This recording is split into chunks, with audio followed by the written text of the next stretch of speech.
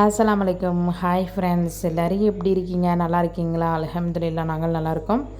இன்றைக்கி என் தங்கச்சி வீட்டுக்கு போகிறோம் ஃப்ரெண்ட்ஸ். விருந்து அங்கே. அதனால் காலையில் உள்ள வேலையெல்லாம் வீட்டில் இருக்க வேலையை பார்த்துட்டு போயிடலாமா அப்படின்னுட்டு பிள்ளைங்களை ஸ்கூலுக்கு அனுப்பியாச்சு. அனுப்பின பிறகு பிள்ளை துணி கொஞ்சம் சேர்ந்துட்டு அதை துணியை மிஷினில் போட்டுடலாமா அப்படின்னுட்டு ஒரு பக்கம் மிஷினில் போட்டுக்கிட்டு இருக்கேன்.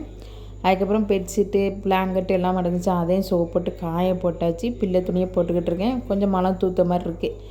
அதனால் வீட்டில் இருக்கக்கூடிய இடத்துல போடலாமா அப்படின்ட்டு வீட்டுக்குள்ளே தான் போட போகிறேன்.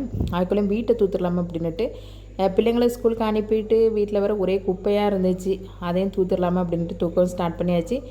பிள்ளை துணியை நல்லா ட்ரையரில் போட்டு புழிஞ்சிட்டு முன்னாடி ஒரு 3 கோடி இருக்குது. ஏன்னா மழை வந்துட்டு சரி காற்றுல காஞ்சிருமா அப்படின்னுட்டு இருக்கக்கூடிய ஸ்பேஸில் நான் துணியை காய போட்டாச்சு.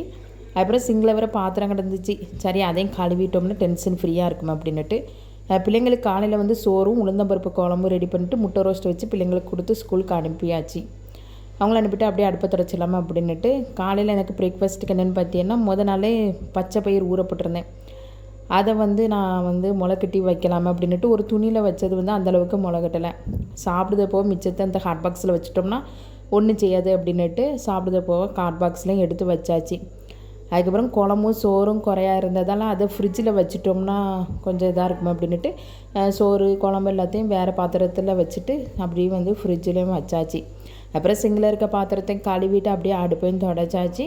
அதுக்கப்புறம் எனக்கு என்னென்னா காலையில் பச்சை பயிர் சாப்பிட்றலாமா அப்படின்ட்டு இன்றைக்கி லஞ்சு கொஞ்சம் ஹெவி தான், அதெல்லாம் பச்சை பயிர் முடிச்சிடலாம் பிரேக்ஃபாஸ்ட்டுக்கு அப்படின்ட்டு முடிச்சாச்சு. அப்படியே வீட்டில் உள்ள வேலையெல்லாம் முடிச்சுட்டு அப்படி தங்கச்சி வீட்டுக்கு கிளம்பியாச்சு.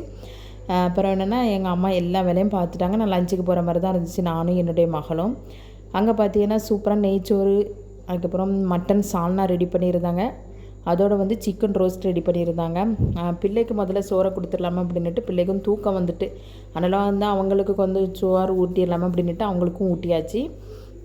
அதுக்கப்புறம் எங்கள் அம்மா தான் குழம்பு ரெடி பண்ணியிருந்தாங்க. சிக்கன் ரோஸ்ட் ரொம்ப அருமையாக இருந்துச்சு. மாங்காய் பச்சடி கொஞ்சம் இனிப்புக்காக ரெடி பண்ணியிருந்தாங்க. பார்க்கவும் நல்லா இருந்துச்சு, டேஸ்ட்டும் சூப்பராக இருந்துச்சு. அப்படி பார்த்தீங்கன்னா வீட்டில் கெஸ்ட்டுக்கு எல்லாத்துக்கும் சாப்பாடு வச்சு கொடுத்தாச்சு. கெஸ்ட்டும் வந்துட்டாங்க, புது பொண்ணு மாப்பிள்ளை, அவங்களுக்கு சாப்பாடு வச்சு கொடுக்கவும் ஸ்டார்ட் பண்ணிட்டாங்க. அதுக்கப்புறம் பார்த்தீங்கன்னா மாங்காய் பச்சடி எனக்கு ரொம்ப பிடிச்சிருந்துச்சி. மாங்காய் பச்சடி டேஸ்ட் நல்லாயிருக்கு அப்படின்ட்டு சாப்பிட்டது, சோறு சாப்பிட முடியல அந்தளவுக்கு. அதுக்கப்புறம் பார்த்தீங்கன்னா சோறு அதோட அப்புறம் சால்னா, மட்டன் சால்னா, சிக்கன் ரோஸ்ட் சூப்பராக வச்சுருந்து எங்கள் அம்மாவை தான் ரெடி பண்ணாங்க. நெய்ச்சோறு சால்னா ரோஸ்ட் எல்லாமே எங்கள் அம்மா தான் ரெடி பண்ணாங்க. பார்க்க மட்டும் நல்லா இல்லை, டேஸ்ட்டும் அருமையாக இருந்துச்சு ஃப்ரெண்ட்ஸ். எங்கள் அப்பா நாளே கூப்பிட்டுட்டாங்க, விருந்து இருக்குமா வந்துரு அப்படின்னு சொன்னதால் அப்படி கிளம்பியாச்சு. அதுக்கப்புறம் பார்த்தீங்கன்னா அவங்களுக்கும் சாப்பாடை கொடுத்துட்டு வந்த கெஸ்ட்டுக்கு கொடுத்துட்டு அப்புறம் நம்மளும் சாப்பிட்றலாம் அப்படின்ட்டு சாப்பிடவும் ஸ்டார்ட் பண்ணியாச்சு. பார்க்கவும் நல்லா. அப்புறம் என்னென்னா சாப்பிட்டுட்டு அப்படியே ஈவினிங் டைமாக ஆரம்பிச்சிட்டு பிள்ளைங்களும் ஸ்கூல் விட்டு வந்துட்டாங்க, அப்படியே எங்கள் அப்பா வீட்டுக்கும் வந்துட்டாங்க. அதுக்கப்புறம் பார்த்தீங்கன்னா பூ வாங்கியிருந்தாங்க. வாங்கிட்டு வந்தது என் தங்கச்சி தான் எடுத்து வச்சுக்கிட்டு இருந்தாங்க. மல்லிகைப்பூ ரோஸ் எல்லாம் வாங்கிட்டு வந்தாங்க. ஈவினிங் போல் டீ போட்டிருந்தாங்க, அதில் பருப்பு வடையும் தந்தாங்க. எங்கள் அம்மா தான் டீ போட்டு தந்தாங்க. நல்லா இஞ்சி ஏலக்காய்லாம் போட்டு டீயும் ரெடி பண்ணியாச்சு. எல்லோரும் பேசிக்கிட்டே ஈவினிங் டீயை குடித்தாச்சு. பிள்ளைங்க மொபைலில் பாட்டு வச்சு கேட்டுக்கிட்டு இருந்தாங்க, டிவியில் கனெக்ட் பண்ணி. நல்லா சூப்பராக ஃபன்னாக போச்சு ஃப்ரெண்ட்ஸ்.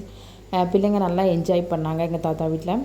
அதுக்கப்புறம் பார்த்திங்கன்னா நைட்டு யாரெல்லாம் தோசை சாப்பிடுதாங்க, அதுக்கப்புறம் மட்டும் இல்லாமல் சோறு சாப்பிடுறவங்க எல்லாத்துக்குமே யார் யாருக்கு என்ன வேணும்னு கொடுத்துட்டு அதுக்கப்புறம் பார்த்திங்கன்னா என்னுடைய மகளுக்கு என் தங்கச்சி தோசை சுட்டு தந்தாங்க. இந்த மினி விளாக் உங்களுக்கு பிடிச்சிச்சுன்னா லைக் பண்ணுங்கள்.